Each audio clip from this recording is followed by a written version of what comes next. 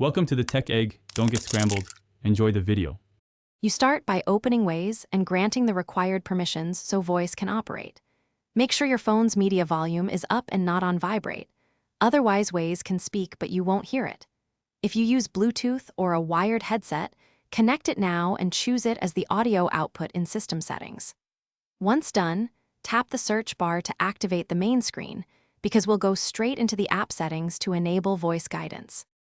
You then go into Settings, choose Voice and Sound, and pick Voice Directions. Select the language and a voice option that's clear to you. Make sure the guidance and play sound toggles are on, because those control whether spoken instructions play at all. If you prefer Bluetooth, select the audio output manually, otherwise use phone speakers. Adjust the in-app navigation volume slider so directions aren't too loud or too soft.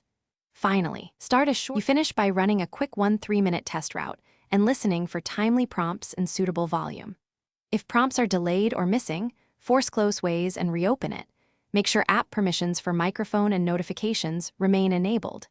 If problems persist, reinstall Waze to clear corrupted voice files. One key troubleshooting move is to toggle Bluetooth off and on. This resets audio routing and often restores voice output to the correct device. Make sure to retest after each change so you know what's solved.